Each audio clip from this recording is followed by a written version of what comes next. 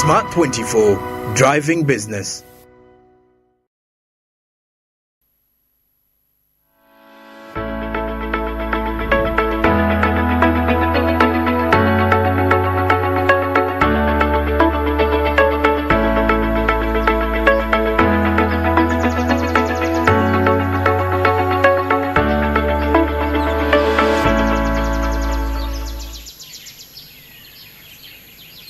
Uh, 24 minutes to the top of the hour, and of course heading into the last minutes for the show as we keep bringing in the latest business discussions from all over the world and the country, definitely at the same time.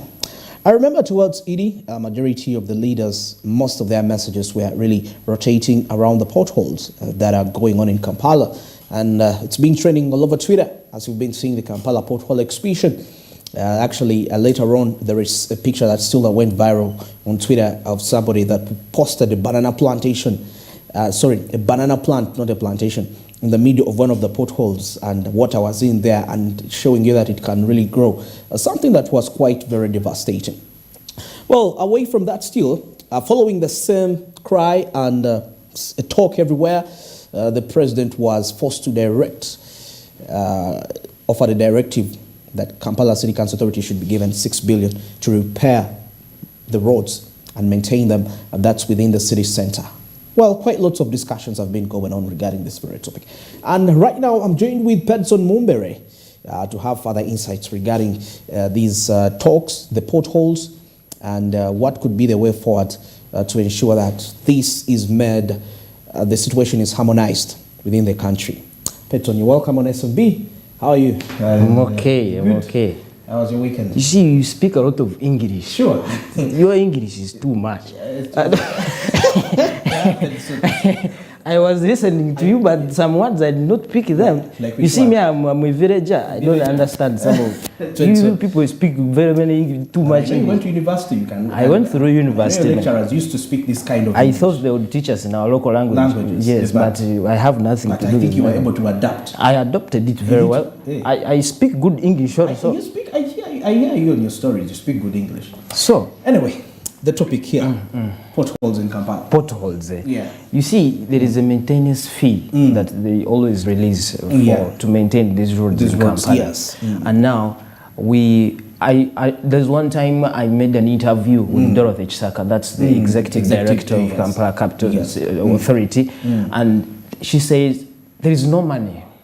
They're not giving them money. I remember the 200 billion, was it 200 billion, that money was supposed to come from African Development Bank. There is money, yeah. Yes. When they started on renovating and covering some, that was last year? Yes. Last year or this year? It was last year. It was last year. It was last, is it last year? Because I remember like around there, but not very far, because I covered that story. Yeah, I remember, yes. And then some people were asking, where is that money? That's the very question I was asking myself. People were asking questions. What has that money done? And potholes is too. By the way, I stay in Ukoto. But when I'm going to my home, there's a road. I always go to Ntinda. Yeah, Ntinda. There's a road when you are about to reach Ntinda stage. There are some potholes. They are very serious. And serious potholes. Serious potholes. And something wrong may happen somewhere there, because if you see how the cars are dodging that, they may end up knocking people. Yes, true. So the person who started this move on social media, I think, was also very keen, because potholes are very many. Very many, yeah. Now the issue is President Museveni's directive that Ministry of Finance should release $6 billion to maintain those roads. Of course, the money has been released. Those people are going to get that money. But now the question is, they are now starting asking themselves, is that money enough to do that? But you see, I was doing some research about this whole aspect about road maintenance. $6 billion. You know, in developed countries, where we have, can I say some sort of a federal related system? Unlike here in Uganda, like when I talk about the federal governance system, is that taxes that are collected in a certain, for example, Machinge division, money that is collected in there can finance activities in there. Of course, there is money entitled to that central, to the city authority, but still there is money which can be collected at divisional level. And still operates there. That's for developed countries. But anyway, taking a look here, do you know that there are countries where a road can be maintained and it's used on that very day? I don't know. Now, Here we see in this is what Uganda. is happening. And this is Uganda. That's why we not. And by the way, Okay. during Eid Day, during EDC, I celebrated with my Muslim brothers. You see, Muslim all the mashehes and all the imams, they were speaking about the same thing. The potholes. Yes. So 6 billion. How can it be enough? There is what we call It will not be enough. tarmac recycling, where actually, which is being carried out by their vehicles called millers. A miller goes for about a new one can go for about $500,000 dollars. Yes, the second hand can go for about $370 or to $400. Imagine if each district or each division had, most of these vehicles. Because I'm looking at a scenario whereby if roads are maintained in a space of about 2 months, and I was just thinking, I don't know what the government thinks about this, but this is what I'm thinking. A miller will come in an area and they can scrap, instead of scrapping off, like our system, they come, they dig the maram, they dig the tarmac off, then they bring fresh. That one that is being dug straight away can be taken and it's heat up again. Okay. The machine comes and scraps it off. In about 30 minutes, the vehicle returns and they just add something little, very small, and they squeeze. And it doesn't take long to dry up. The road can be worked on like between 8 to 11, and at 5. Because that's possible. Anyway, that's how developing countries are. But this is a developed country. Now that is recycling. We're in Africa. We're in Africa. But you see, since we have issues with, and maintenance is cheaper than constructing afresh. Yeah, it is true. And the state of which some of our roads have reached, it's trying to tell you, man, start from scratch. It's beyond maintenance. We need prayers. You need prayers. That even if you say that you're covering the potholes, it's not going to have an impact when it comes to all that. Just construct it afresh, put a new standard. Like but even you see, what we were talking about is the 6 billion. The 6 billion that was released. Now the question is, will that money be enough? The question is, the money will not be enough. But it will do something. It will do something. Then another thing, should we start working on things after people have made it a point on social media? Hula baloo. Don't we see these things before people start making a lot of noise? You get. So that's also another problem. But that's the power of social media. You get. See now the power of social media, how it is working. Then president had to react. You get. People have been asking themselves that why the president is he the one who's supposed to make a directive or what? But he's the president of this country. You get. So let's hope that the 6 billion that they are going to release is going to do something on the potholes. But for sure, the potholes, Kampala is not okay. It's not safe. If you go to the other parts of Bugorobi, you'll see what I'm talking about. If you saw those parts of industrial area, if you go to those parts of Makerere, Kasubi, there's Apollo somewhere, you will see what we are talking about. Even the areas that we've always looked up to be uptown areas are also infested with the potholes. So it's a very serious thing. And we know potholes are one of the key contributors to congestion, and we know the economic implication that comes when there is traffic in any country. It has an implication. Too much. The amount of money the country can lose due to traffic congestion, which is due to the potholes within the country. Well, thank you, Petson, for that insight. It was great. So our reporter today will be, there's a certain report of ours. Now Mtumba is going to expound more, to talk about it. Is going to make a report on that very potholes, and then she is going to get the perspective of the people. What are people's reactions about these potholes in Kampala? So it's a story that is going to run today on our news bulletin. That's business today. All right, of course, you'll be catching us more of the details of this discussion further in our news bulletin, Business Today. That's at 9 p.m. That's a report that will be out there regarding the potholes in Kampala. Well, 15 minutes to the top of the hour, and of course now getting straight into our on-ground discussions. The Uganda National Examination Board this time around is maintaining the registration fees. That is for all levels. And we see that a penalty of 40 million shillings has been placed on a penalty of 40 million shillings or a term of imprisonment not exceeding 10 years or not for anyone charging fees and not prescribed by the Uganda National Examination Board. Let's get into this discussion, and definitely we shall be returning to wrap this up. We are reaffirming the AMRE Flying Doctor Service in Uganda. This is a service that helps to evacuate individuals who have had emergencies that need advanced care. This service has been available for about 60 years, and it has been the mainstay of AMREF intervention on emergencies.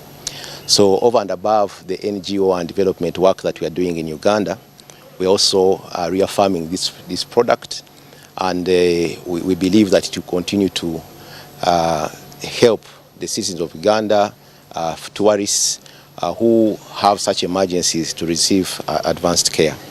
So today we are meeting the auto team, although the tourist operators in Uganda, to share with them that we have a cover that they can utilize for tourists who are coming into the country. And at a subsidized cost, we are able to provide advanced emergency care to help in increasing the safety of the tourists in the country. We believe that over and above the health and development goals, this is also of economic benefit, because if tourists know that they are safe, they can get advanced health care, then they are considering Uganda as a tourist destination for them as they come into the region. Doctor service is available for everyone as long as you become a member at a very low cost. The annual premiums for what we call the Maisha cover is as low as $66 US.